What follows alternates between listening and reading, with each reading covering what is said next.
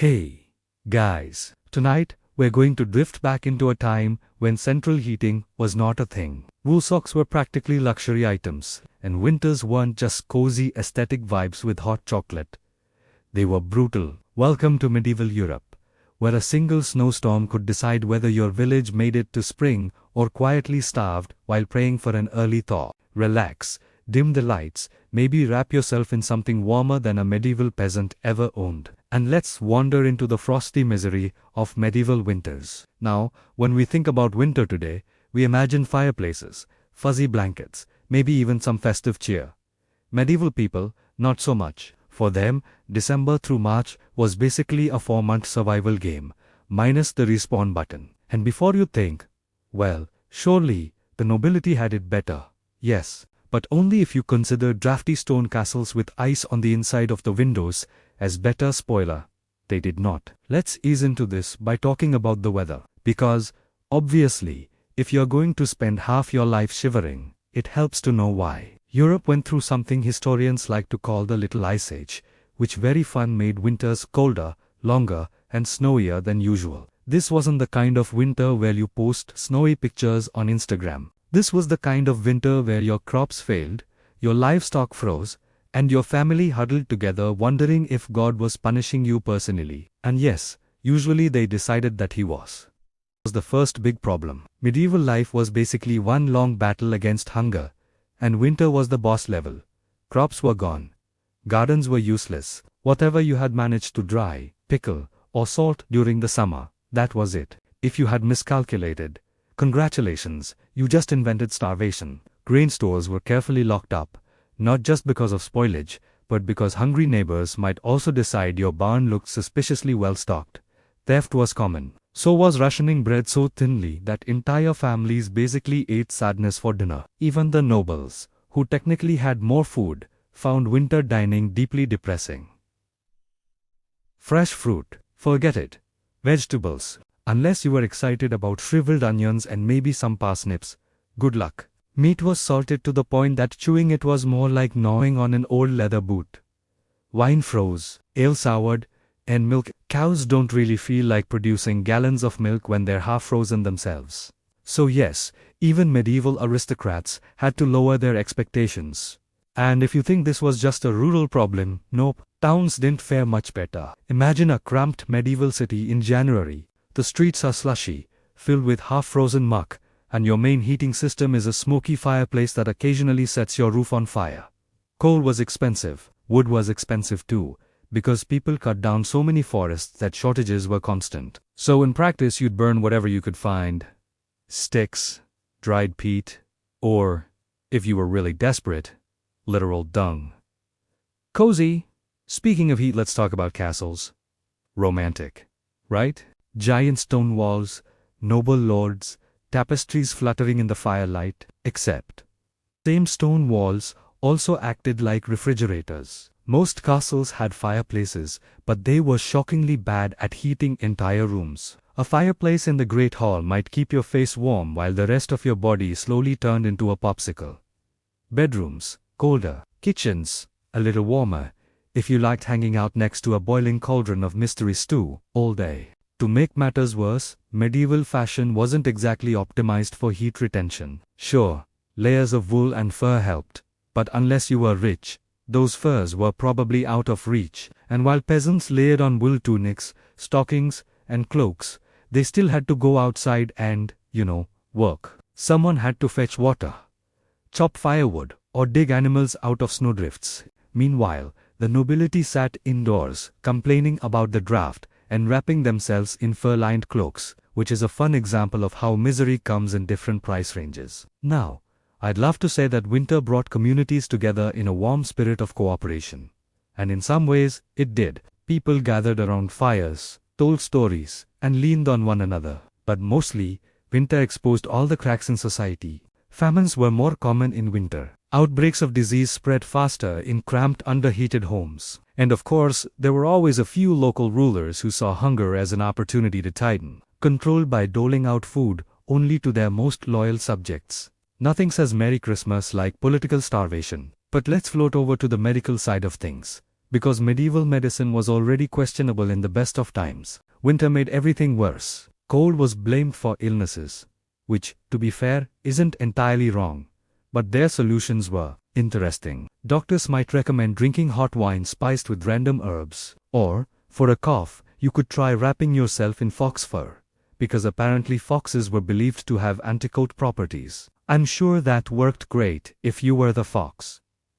Children, especially, suffered the most. Malnutrition, pneumonia, and frostbite were common. Records show high mortality during winter months, which means parents often dreaded the season not just because of hunger, but because of the very real risk of burying their kids before spring. And yet, religious leaders framed this as God's will, so you weren't even allowed to be angry about it. Just pray harder, while shivering, and hope for better luck next year. Meanwhile, royalty faced its own winter problems, which were often more ridiculous than tragic. Kings and queens wrote endless complaints in letters about how cold their castles were, even though they were sleeping under piles of fur blankets. Some monarchs even had servants warm their beds with hot pans of coals before bedtime, which sounds fancy until you realize it was also a great way to set the mattress on fire. Because yes, medieval life always came with the possibility of accidental combustion. But let's not get ahead of ourselves. Because the real secret to surviving medieval winters was planning ahead in summer and autumn. If you failed at that, say, you didn't harvest enough grain, or your storage cellars got damp, you were doomed. And doomed in this context usually meant begging neighbors for scraps, eating bark or grass, or if things got really desperate, turning to what historians delicately call famine foods. That included things like boiled nettles, tree bark, soup, and, on very grim occasions, the bodies of the recently dead. Not exactly your dream winter menu. And yet, people endured, year after year. Because what else could they do? Complaining about the weather was basically the national pastime of every medieval community. Chroniclers even wrote about harsh winters like they were apocalyptic events. Rivers freezing solid, wolves wandering into villages, entire armies stuck because snow blocked the roads. Some monks described winters as evidence of divine wrath. Others just recorded how much they hated walking to chapel in the snow. So, if you ever feel frustrated that your car won't start on a frosty morning, just imagine trudging through waist-deep snow to fetch water from a frozen well while wearing shoes that barely qualify as shoes. Suddenly, your winter commute doesn't sound so bad. Alright, so we've set the stage. It's cold. People are starving. Everyone's miserable. But of course, this being medieval Europe, someone inevitably said, you know what would help? Throwing a festival. Because nothing warms you up like dancing. In a drafty hall with questionable food and the faint smell of smoke from a poorly ventilated fireplace. Let's start with the obvious one. Christmas. Medieval Christmas wasn't exactly twinkling lights and Hallmark movies. It was more like 12 straight days of trying to pretend winter wasn't slowly killing you. The 12 days of Christmas weren't just a song. They were a literal survival strategy. Feasting, singing, and a whole lot of drinking gave people something to do while the fields were useless. And yes, it's true, peasants sometimes got invited to their lord's big Christmas feast. But don't picture a cozy dinner where everyone sits together like a medieval Norman Rockwell painting. The lord ate first, with his nobles, at the top of the hall. The peasants got whatever was left over, usually bones and bread crusts. Still, better than starving in your hut. And because medieval people had a sense of humor about suffering, there were weird little traditions designed to flip the social order briefly. One popular custom was the Feast of Fools, where lower-ranking clergy dressed up like bishops or popes, parading around, singing badly, and generally mocking authority. Imagine your local church choir suddenly deciding to cosplay as the Pope while slightly drunk on mulled wine. Naturally, church officials tried to ban this because it got too rowdy. Translation: someone probably made fun of the bishop's hat one too many times. Speaking of alcohol, this was the one true comfort in winter. Medieval beer and ale were staples, not just luxuries. Water could be unsafe, so yes, even children drank watered-down ale, and in the winter, the alcohol supply was basically liquid happiness. People spiced it, heated it, and called it medicine. Wine, if you could afford it, was also consumed warm and mulled.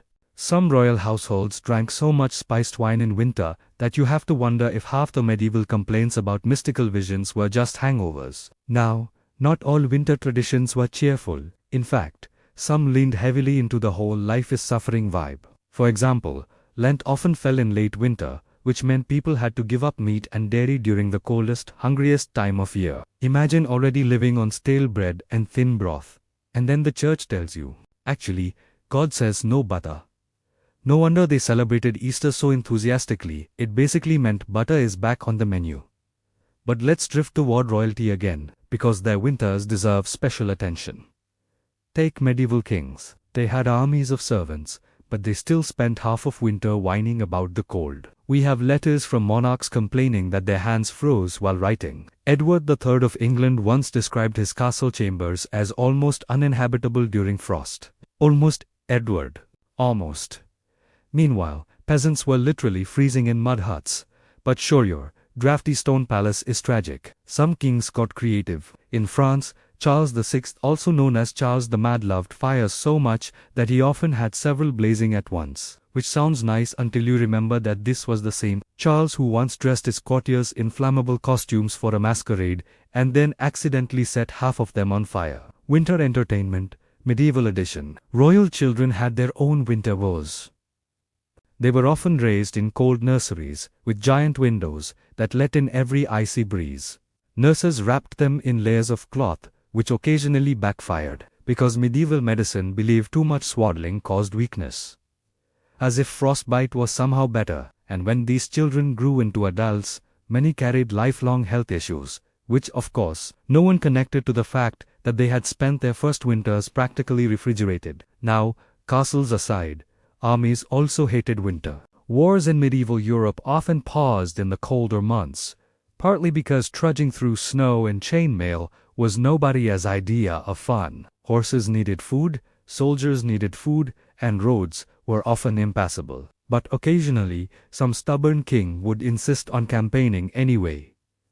The result: frozen men, frozen supplies, and if you were lucky, frozen enemies who hated the campaign as much as you did. The 100 Years' War, for instance, was full of soldiers dying less from arrows and more from frostbite and starvation. Honestly, medieval winter warfare was basically survival of the least miserable. Let's float over to housing again, because peasants didn't have castles. They had cottages, and calling them houses is generous. Most were one-room huts with thatched roofs, dirt floors, and maybe a smoky fire in the middle. Chimneys weren't common yet, so the smoke just kind of drifted out through holes in the roof if you were lucky. If not, you inhaled it until your lungs looked like you'd smoked a pack a day. But hey, at least the smoke killed some of the bugs living in the rafters. Silver linings. Sleeping arrangements. Families often shared beds. Parents, children, maybe even the occasional visiting relative, all bundled together for warmth. And yes, this is where the phrase, three-dog night comes from, meaning it was so cold. You needed 3 dogs in bed with you just to stay alive. A medieval bed was basically a survival pod made of hay, wool, and whoever you could bribe to snuggle was limited, but people made do. Who was secretly hoarding grain, who was rumored to have a demon in their barn, who got caught stealing firewood. For medieval villagers, gossip was both entertainment and social control. If you misbehaved, everyone knew by the next morning. Imagine living in a world where Facebook didn't exist, so instead your neighbors just roasted you in person while knitting. Now, before you think all winters were endless gloom, let's admit that some people genuinely loved it. Monks, for instance, sometimes saw winter as a spiritual opportunity. Candlemas in February was basically a huge sigh of relief because it meant you were halfway through winter. People blessed candles, lit fires, and celebrated the slow, eventual return of the sun, which sounds poetic, until you remember most of them were still gnawing on salted fish and stale bread at the same time. So yes, medieval winters were grim, but they also forced people to be inventive. They developed traditions, rituals, and social customs, specifically, to distract themselves from frostbite.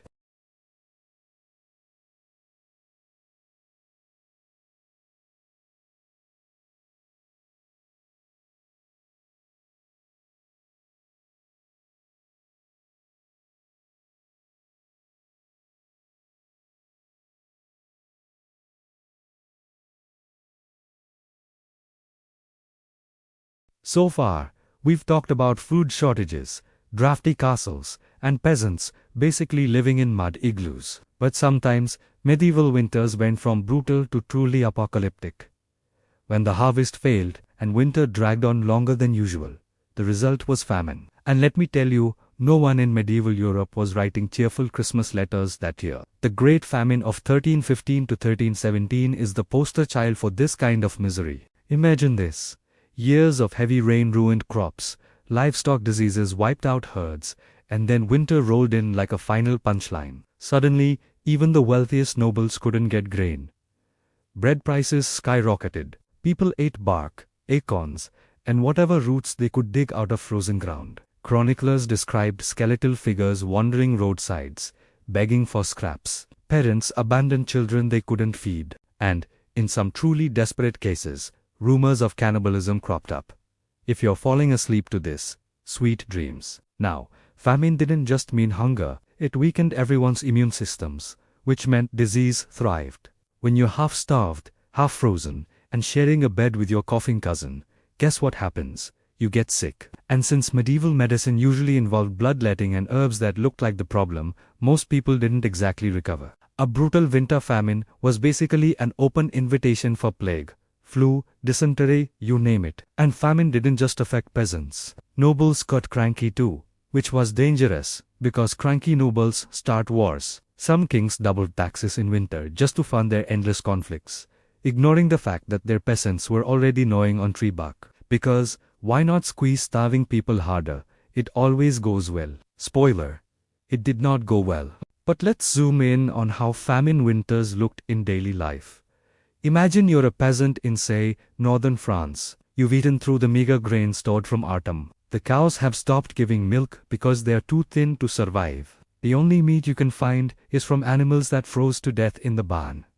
You try boiling shoe leather to soften it. It doesn't work. Meanwhile, in the nearby castle, the lord is down to salted venison and complaining loudly about the lack of fresh pears. Truly a shared hardship. Now, speaking of shared misery, we have to talk about the infamous year without a summer. Technically, it happened in 1816, which is outside the strict medieval timeline. But earlier volcanic eruptions created smaller winters without summers throughout the Middle Ages too. Volcanic dust in the atmosphere lowered global temperatures, ruined crops, and caused snow in June.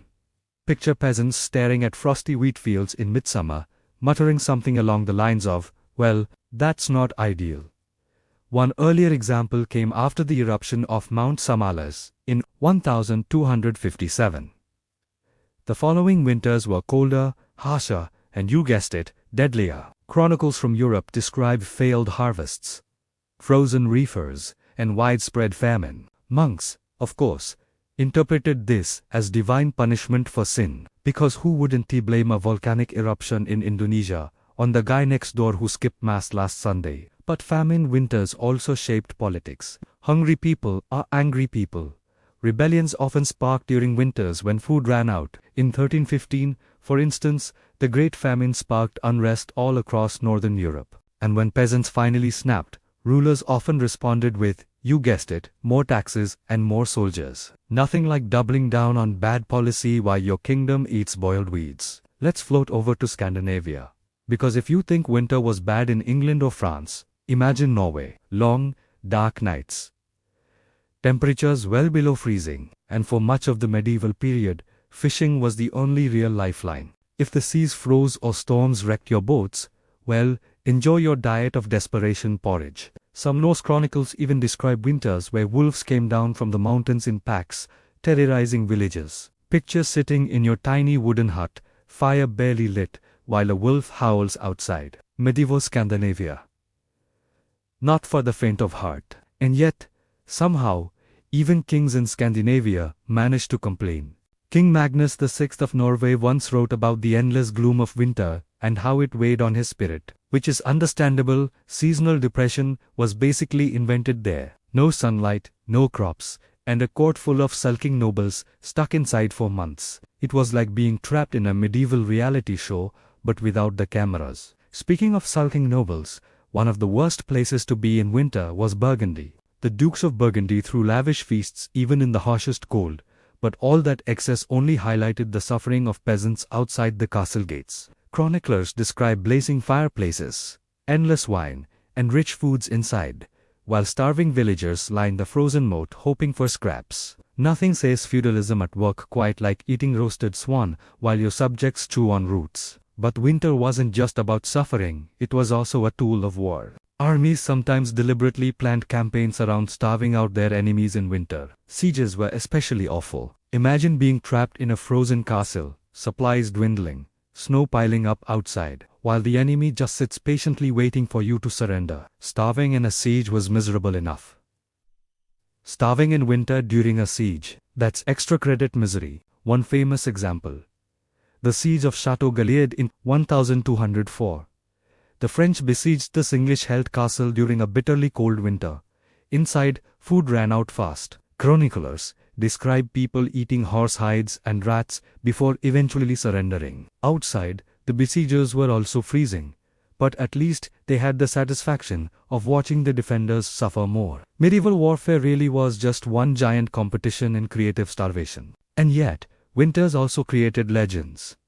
Tales of armies marching across frozen rivers, of saints miraculously bringing food to starving villagers, of wolves being tamed by holy men. These stories gave people hope, or at least something interesting to tell around the fire, while gnawing on their 15th onion of the week. But perhaps the darkest irony of all is that some of the most luxurious palaces we associate with medieval Europe were designed during this era of brutal winters. Think of the massive stone fortresses with drafty great halls. They weren't cozy retreats.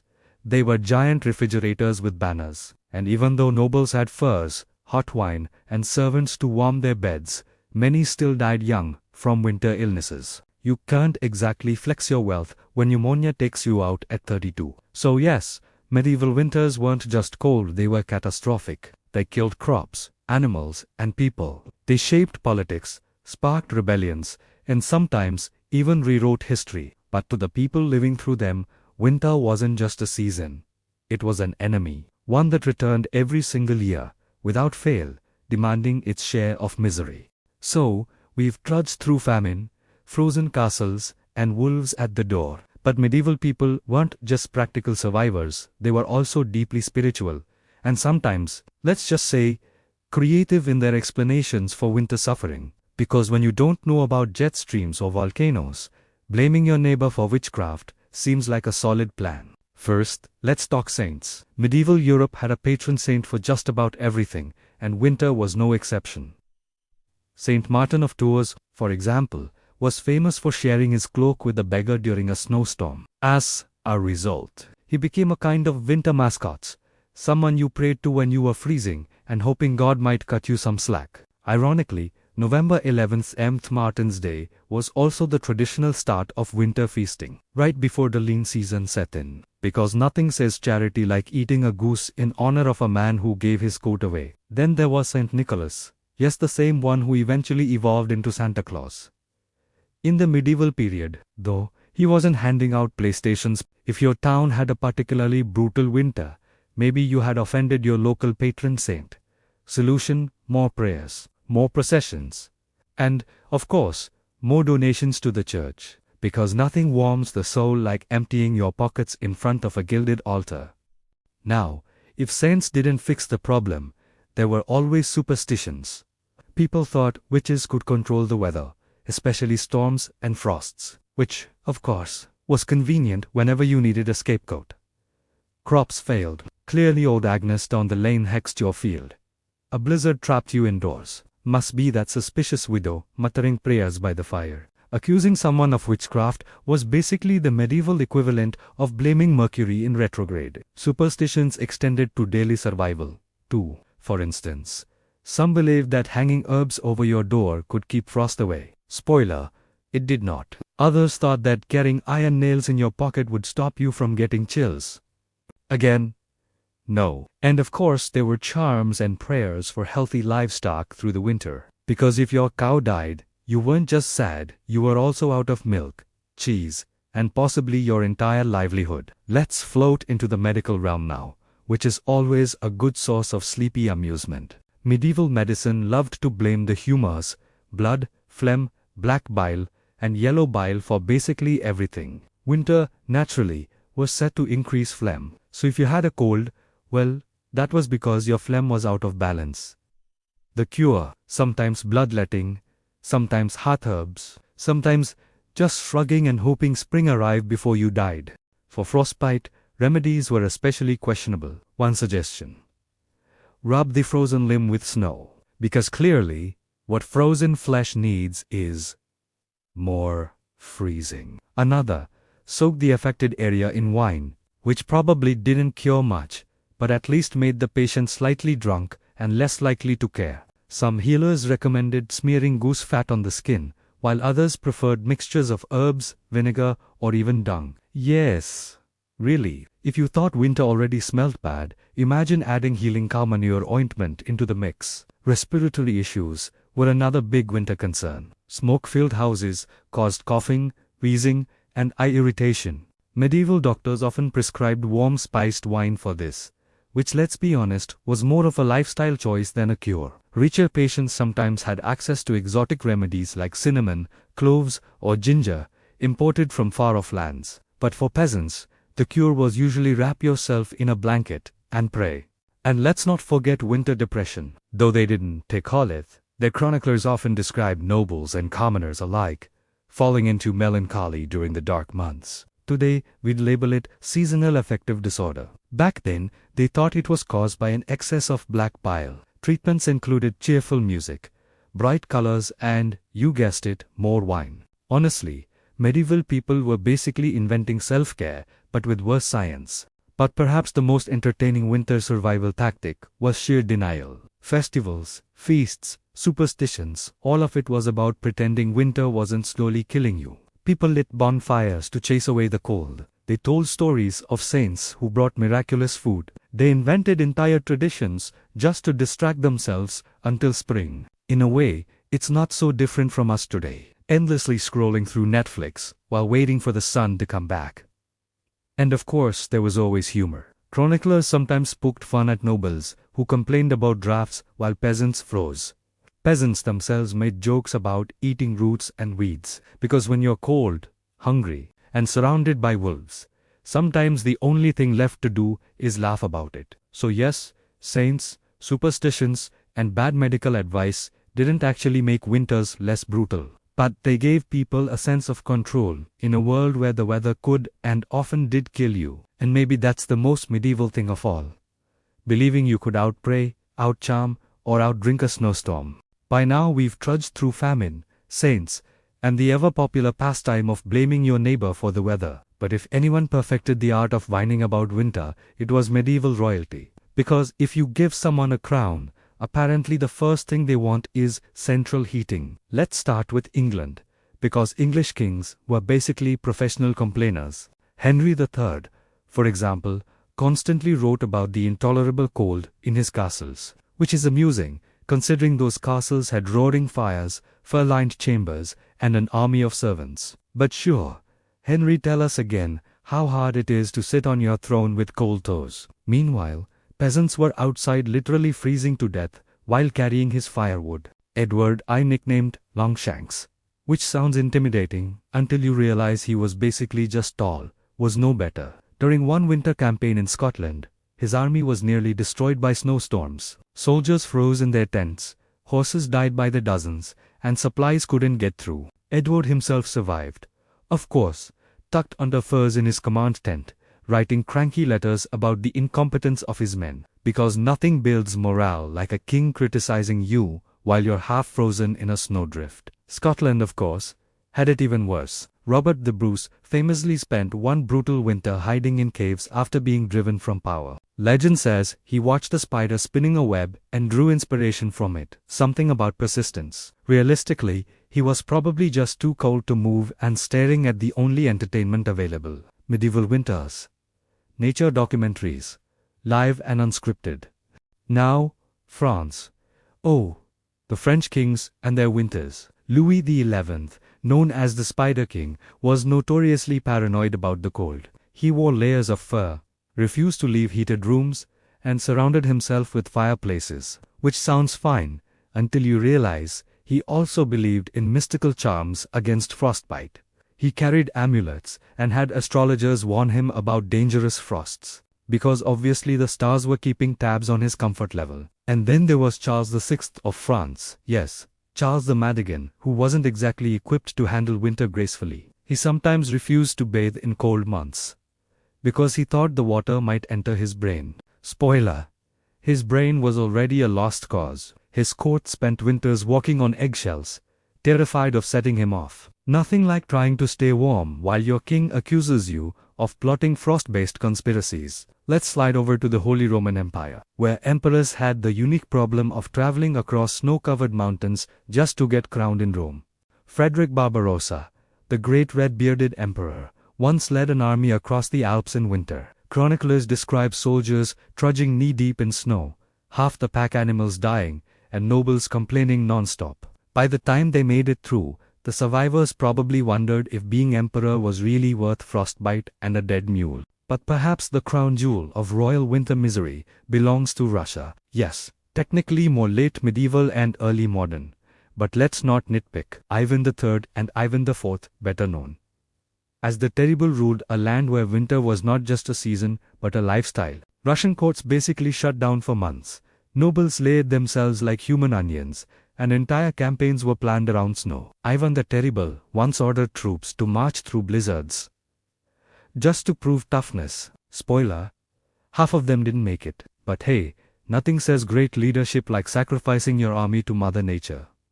Back in Western Europe, winters often turned royal events into disasters. Coronations, weddings, funerals, all of them could be derailed by weather. Take the coronation of Henry IV of England in 1399. It was so cold that day that guests nearly froze inside. Westminster Abbey. Imagine trying to look solemn and regal while your teeth chatter so loudly that the choir sounds like it's being accompanied by castanets.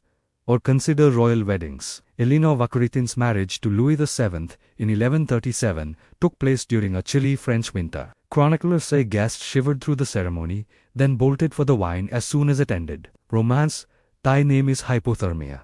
And funerals in winter, even worse. Frozen ground meant graves were hard to dig. Sometimes bodies had to be stored for weeks until the earth thawed. Imagine being a medieval gravedigger, staring at frozen soil with your shovel bouncing off the ground, muttering, "Guess he's staying in the cellar until spring."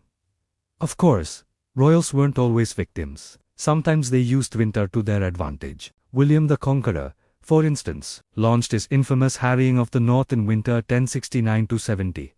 He burned villages, destroyed crops, and left survivors to starve in the cold. It was so devastating that parts of northern England took decades to recover. So yes, winter was brutal, but it could also be weaponized if you were ruthless enough. Now, let's peek inside the royal bedchamber.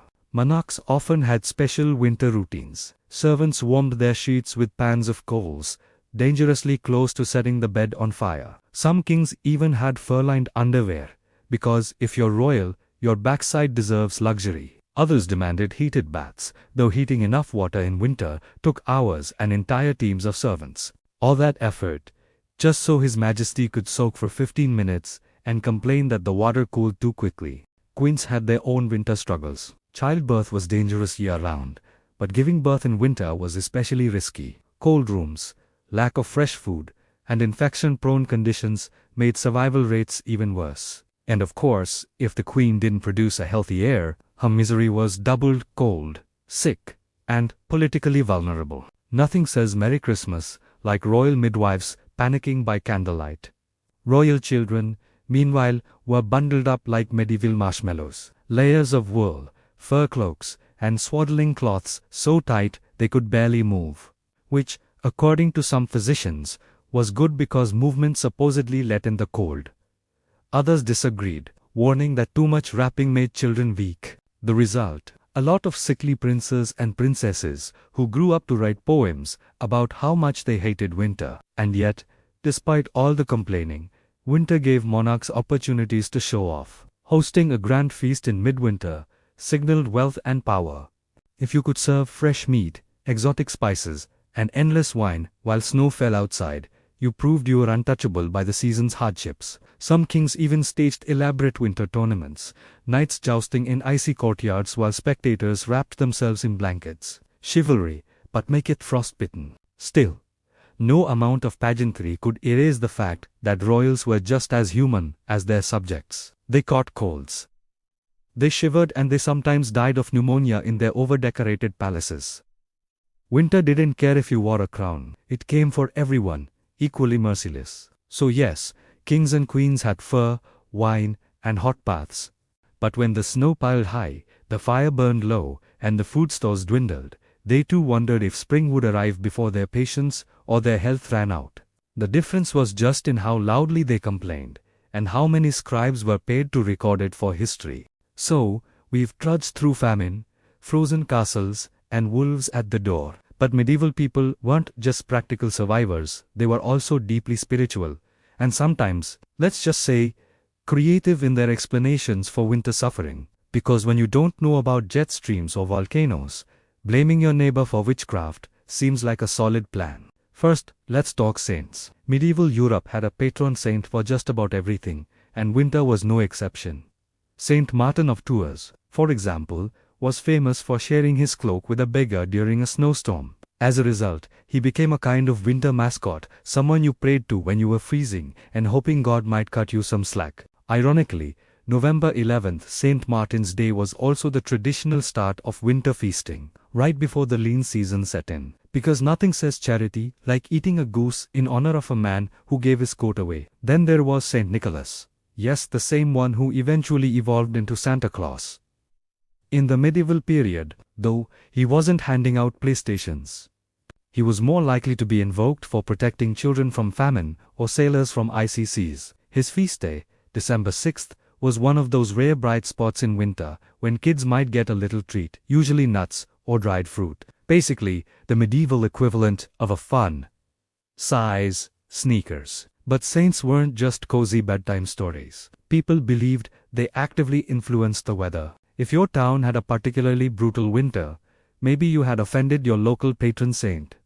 Solution: more prayers, more processions, and, of course, more donations to the church. Because nothing warms the soul like emptying your pockets in front of a gilded altar. Now, if saints didn't fix the problem, there were always superstitions. People thought witches could control the weather, especially storms and frosts. Which, of course, was convenient whenever you needed a scapegoat. Crops failed. Clearly old Agnes down the lane hexed your field. A blizzard trapped you indoors. Must be that suspicious widow muttering prayers by the fire. Accusing someone of witchcraft was basically the medieval equivalent of blaming Mercury in retrograde. Calendars were also built around winter hardships. Medieval manuscripts often feature labors of the months, little illustrations showing what peasants were supposed to be doing. For December and January, the images are almost always the same. Someone huddled by a fire, or a family feasting if they were lucky. That's right, the official depiction of winter labor was sitting around trying not to freeze. Honestly, the most relatable medieval art. Feasting itself was an essential winter tradition. After the harvest and slaughtering season in autumn, people salted and smoked meat, brewed ale, and prepared for long months ahead. Winter festivals weren't just about religion, they were about morale. A big feast in January reminded everyone that survival was possible. Kings and nobles naturally made a spectacle of it, serving dishes like roasted swan or pies filled with spices shipped across continents. Because if you couldn't beat winter, you could at least show off by eating a bird that looked like it belonged in a fairy tale. And let's not forget Christmas. In medieval Europe, Christmas lasted 12 full days. Yes, the 12 days of Christmas wasn't just a catchy tune. The whole period was about eating, drinking, and trying not to think about how miserable February would be. In fact, many lords gave gifts of firewood, clothing, or food to their servants during this time, not out of generosity, but because keeping them alive meant someone would still be around to work in spring. Sentimental, right? Literature, too, reflected winter woes. Take the epic Beowulf. The opening describes a cold, hostile land plagued by a monster, basically a metaphor for how depressing northern winters felt. Or medieval chronicles that always mention when a winter was the harshest in living memory, which, funnily enough, seems to have been written almost every single year. Apparently every generation thought their winters were the worst.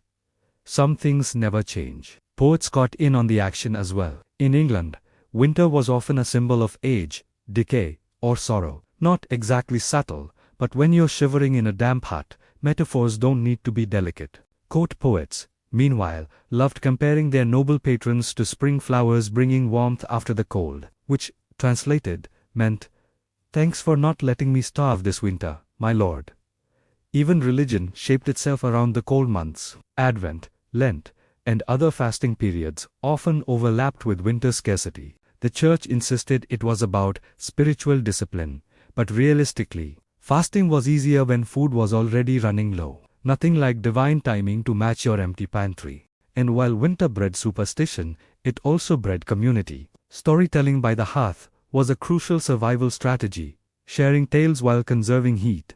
Monasteries copied texts through long nights, their cold fingers shaping the preservation of culture. Villagers gathered for small rituals meant to chase away the dark, like wassailing singing to orchards to ensure good harvests. It might sound silly, but when your survival depended on apples, you'd sing to a tree too. Of course, culture also veered into weird coping mechanisms. Medical texts recommended eating hot, moist foods in winter to balance your humors. Soups, stews, lots of wine, good advice, honestly. But then they warned against cold foods like cucumbers, which were apparently dangerous in January. As if anyone was out in the snow, craving a cucumber salad. Some courts turned winter into entertainment opportunities. Nobles organized elaborate masquerades, sometimes called feasts of fools, where servants mocked their masters and chaos reigned for a night. Think medieval office Christmas party, but with more torches and a higher chance of someone catching on fire. And let's not forget winter sports. Ice skating existed in medieval times, especially in the Netherlands, where people strapped animal bones to their shoes and glided across frozen rivers. Children played games on the ice, while adults sometimes raced sleds. But these activities came with a risk. Fall through the ice, and you'd likely never come back up. Which might explain why chroniclers mention skating only rarely. It was fun, but also a good way to cut your dynasty short. All of this cultural energy didn't make winter less brutal, but it gave it meaning. Singing, feasting, and storytelling softened the endless nights. And while kings built banquets, peasants built legends. Both were just ways of making the cold feel survivable. So yes, medieval winter was hunger, frost, and complaints. But it was also songs by the fire, strange myths in the dark, and a constant reminder that people could endure almost anything, even months of freezing, mud and half-frozen turnips if they had a story to tell. So far, we've sat by the hearth with peasants, wind with kings, and sung awkward carols to orchards. But winter wasn't only a background annoyance. Sometimes it was the main character in history, stepping in like an icy referee and deciding who got to keep their throne. Let's start with the classic disaster. Famine. If crops failed in summer and autumn, by January everyone knew trouble was coming. And when I say everyone, I mean literally everyone. Kings might pretend they had enough in storage, but once granaries ran low and prices soared, their subjects got restless. And hungry people, as every ruler eventually discovered, don't stay quiet for long. Take the Great Famine of 1315 to 1317. This was winter misery on an industrial scale. Endless rain ruined harvests, then cold winters froze whatever was left. Cattle died from disease, grain rotted, and desperate people ate bark, weeds, and, according to some chroniclers, each other. Charming. Entire villages starved. And monarchs, they were helpless. Edward II of England, for example, couldn't feed his people, couldn't fix the weather, and couldn't stop his nobles from mocking him for being useless. His reputation never recovered. If you wanted to lose political capital in the Middle Ages, just let everyone freeze and starve under your watch. Meanwhile, in France, famine contributed to unrest that would eventually explode into the 100 Years' War. Because nothing unites a population against its ruler like a long, hungry winter followed by another tax bill. But it wasn't just starvation. Winter also shaped battlefields. Armies relied on food and forage. If those weren't available, campaigns stalled. Harsh winters stranded armies, froze rivers, and forced truces, which sounds peaceful until you realize it usually just delayed more bloodshed until spring. Take the Mongol invasions of Europe in the 1240s. The Mongols were terrifying horsemen, unstoppable in open fields. But one reason they didn't push deeper into Europe. Winters slowed them down. Their horses couldn't graze on frozen ground. Supply lines broke. And suddenly even the world's most feared warriors had to admit they couldn't eat snow. So in a way, medieval Europe owes its survival to frozen mud and empty pastures. On the flip side, some rulers weaponized winter. Remember William the Conqueror's harrying of the north? He deliberately burned crops in winter so survivors had nothing left. Brutal, yes, but politically effective. By spring, resistance was too weak to matter. Winter also decided sieges. Castles were notoriously hard to capture, but if you blockaded one during winter, you didn't have to do much. Just wait for cold, hunger, and disease to finish the job. Some sieges dragged on for years, but the worst moments usually came when winter set in. Supplies dwindled, and the garrison realized the only thing left to eat was boiled shoe leather. Romantic, right? And then there were the famous frost phase moments, when the Thames froze solid in London. These were technically later in the so-called Little Ice Age, but they are too good to skip. Imagine an entire frozen river turned into a carnival. People set up tents, roasted meat, played games, even printed novelty pamphlets on makeshift ice presses. Monarchs strutted across the ice to show they were in touch with their people. For a few weeks, the misery of winter became a party. And then the thaw came. Tents sank, and everyone remembered why they hated February. But frost fairs also carried a political message. If the king showed up, drank mulled wine with the commoners, and acted like winter was just a big joke, it built goodwill. If he hid in his palace instead, people noticed. Winter was a test of public relations as much as survival. Religious leaders, too, had to navigate icy politics. Harsh winters were seen as divine punishment, so bishops scrambled to explain what sin had caused it this time. Was it pride? Was it gambling? Was it, as one monk suggested, women wearing bright colors? Conveniently, the solution was always the same.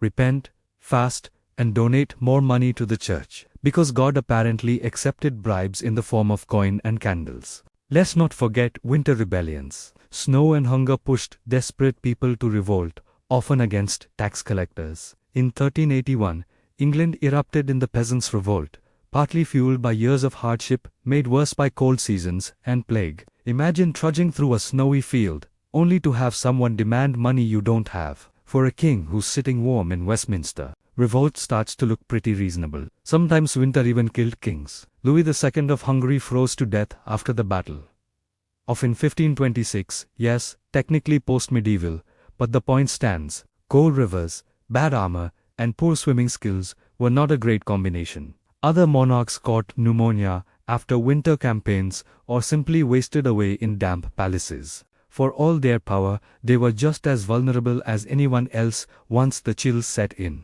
And politics wasn't only about disaster. Winter also brought opportunities for rulers to flex their wealth. Hosting massive Christmas feasts, distributing charity, or building grand chapels to pray for mild weather, all reinforced their legitimacy. If you could throw a feast while others starved, you didn't just look rich, you looked divinely favored. Medieval spin doctors at work. Even architecture was political in winter. Kings who built warmer, better insulated castles proved they could protect not just themselves, but also their courts. A drafty hall full of shivering nobles didn't inspire loyalty. A blazing, well-stocked, great hall did.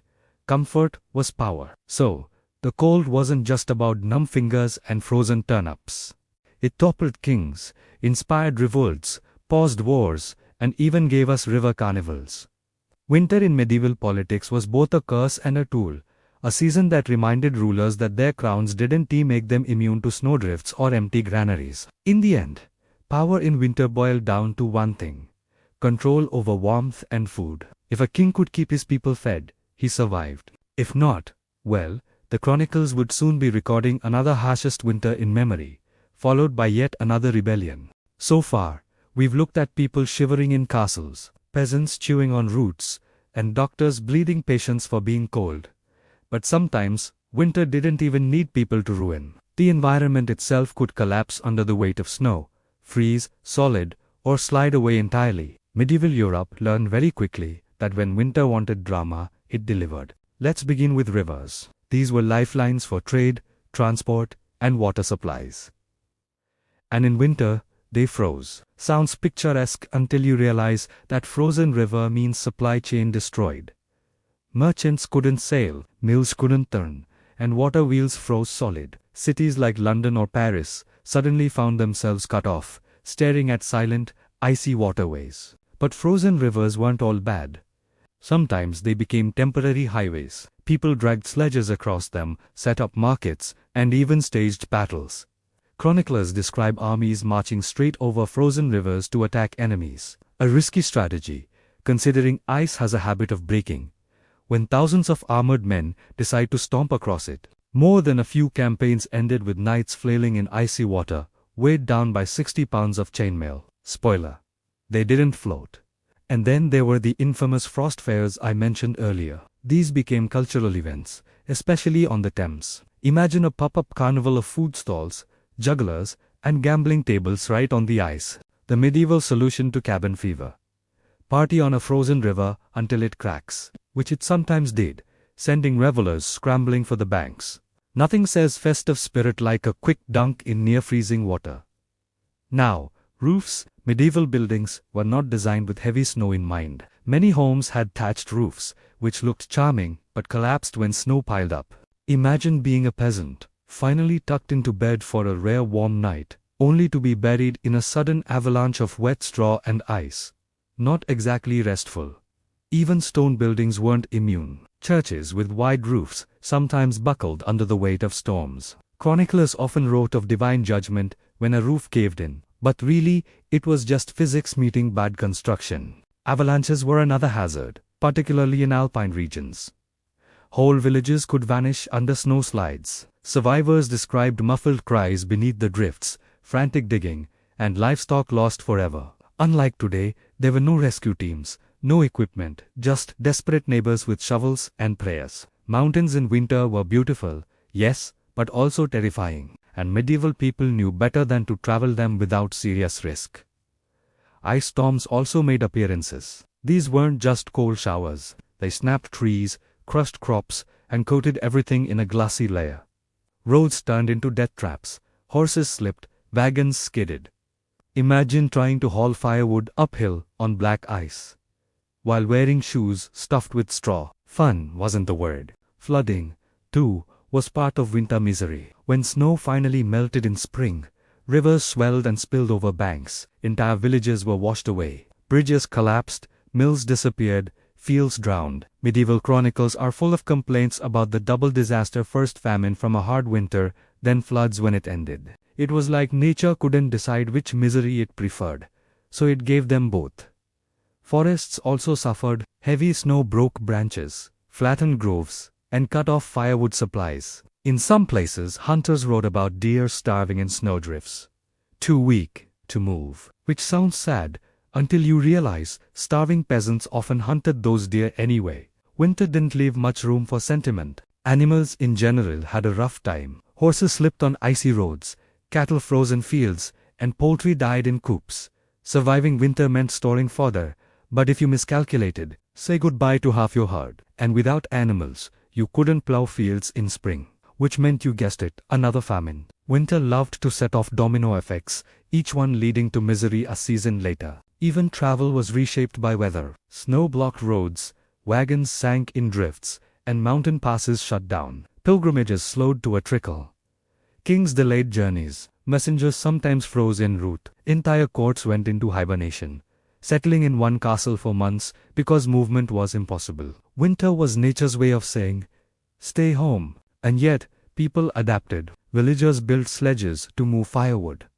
They laid straw on icy paths to prevent slips. They stacked roofs steeply so snow would slide off instead of collapse. Alpine communities even developed early avalanche barriers, crude fences of logs meant to slow snowslides. Medieval engineering wasn't useless. It was just perpetually one step behind the weather. Still, the environment always had the upper hand. When chroniclers wrote of God's wrath in winter, they were really describing natural disasters that nobody could control.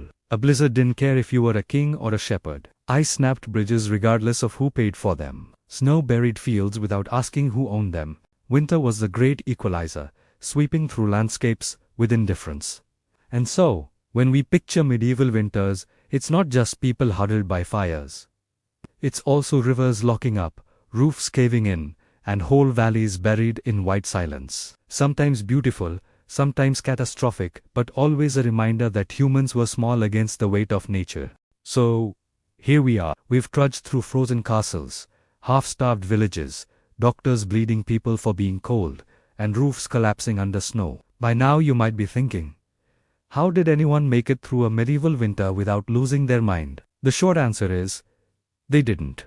Always. But the long answer is that people leaned hard on endurance, community, and faith. Let's start with the idea of endurance. Winter wasn't a surprise. It came every year in roughly the same rhythm. People learned to expect hunger, cold, and darkness. And when you expect something, you adjust your life around it.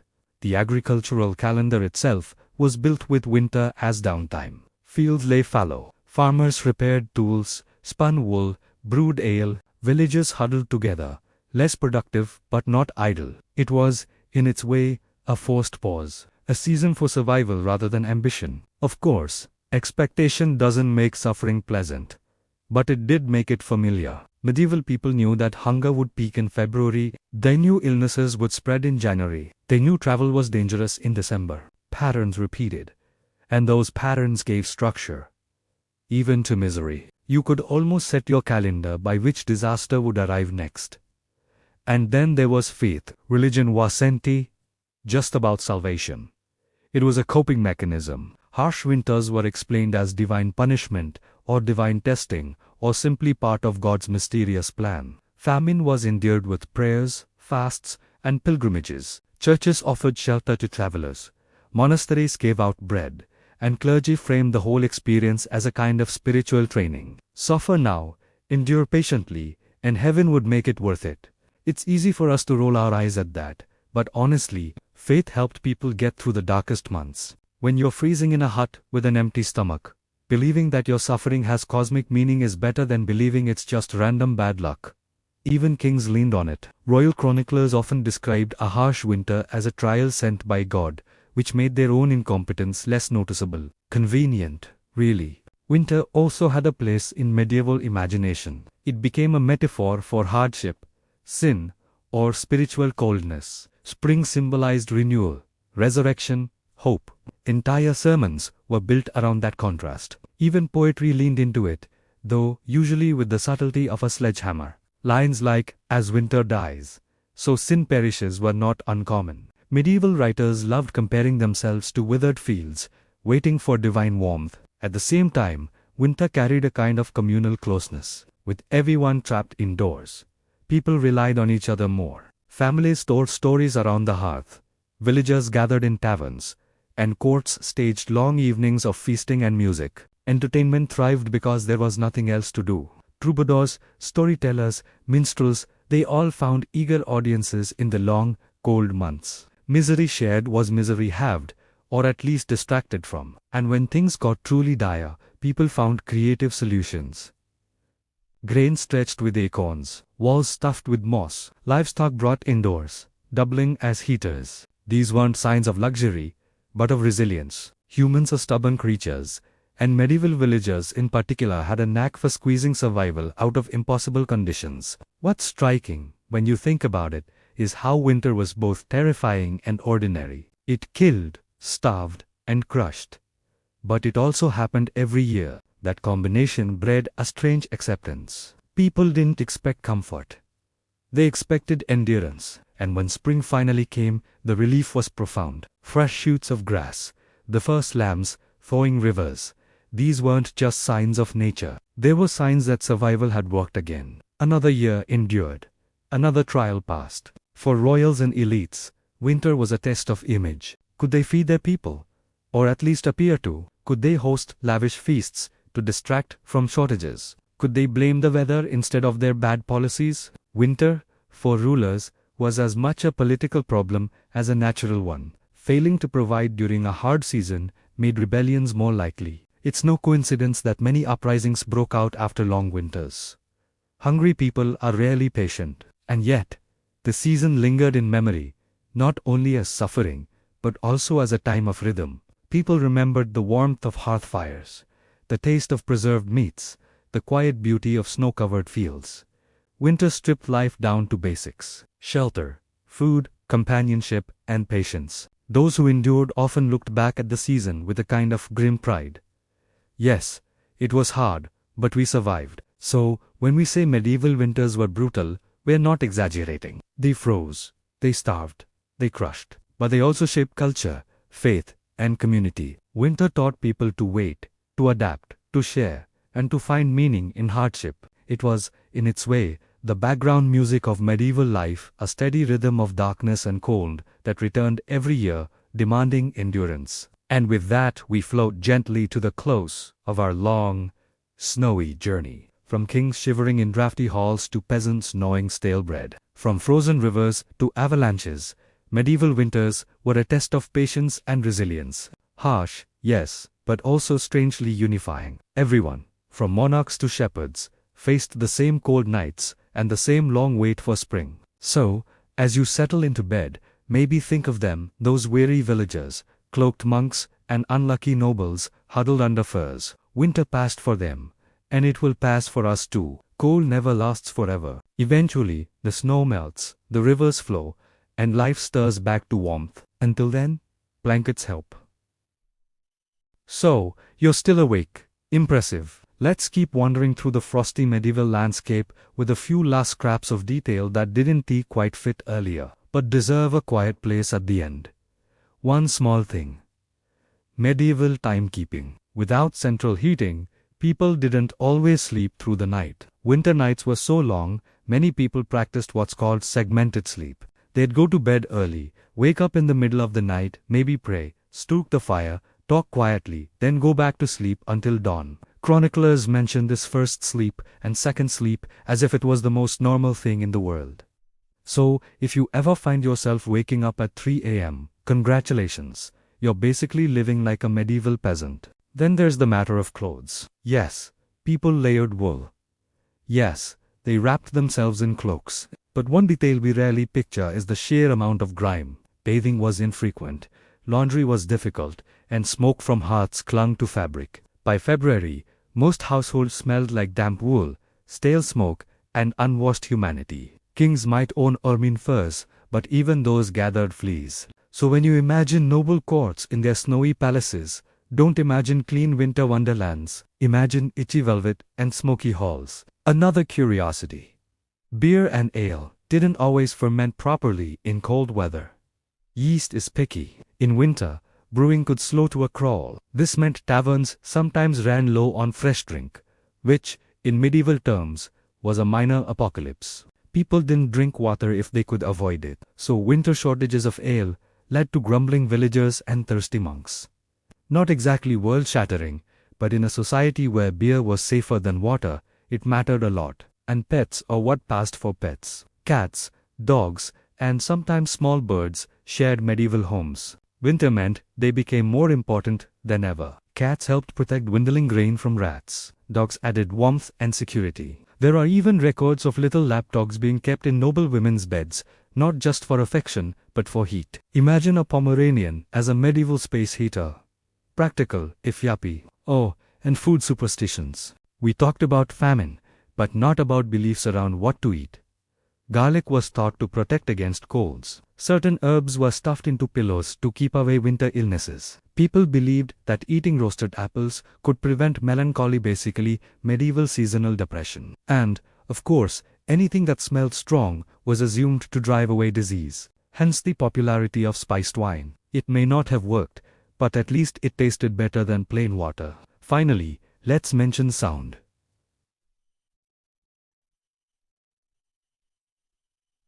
Winter wasn't just about silence. Yes, snow-muffled villages. But there were also unique noises.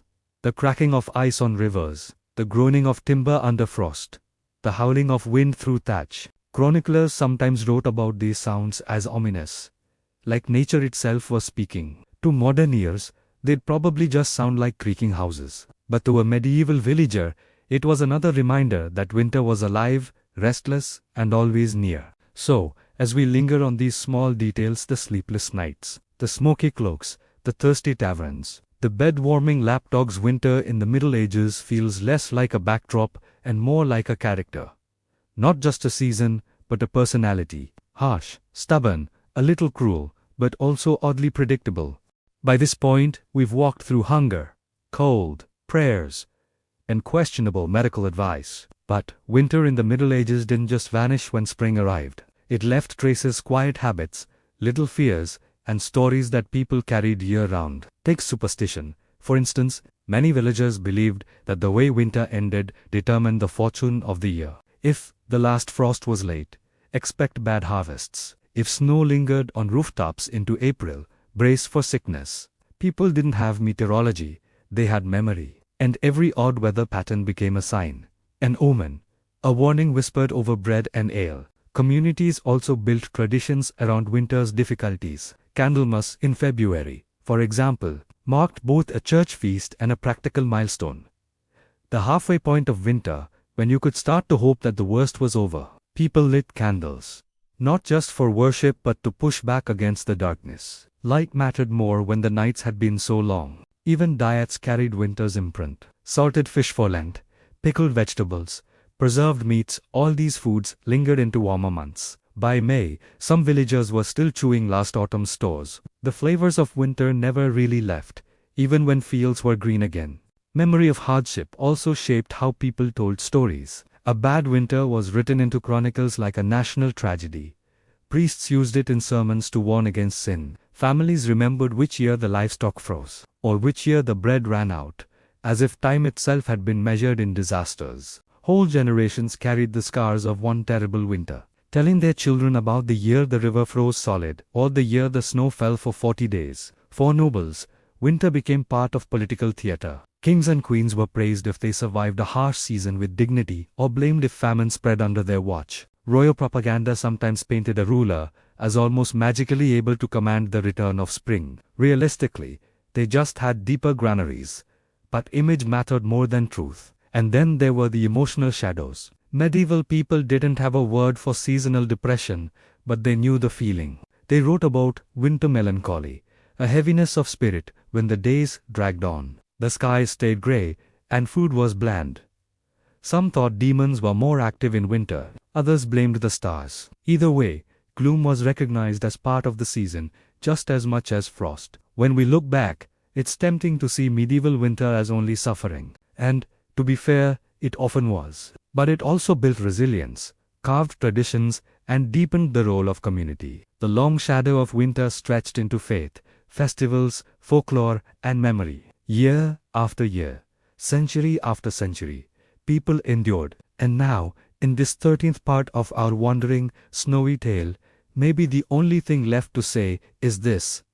Winter was a teacher, a hard one, yes, but one that drilled its lessons so deeply they're still with us. Patience, endurance.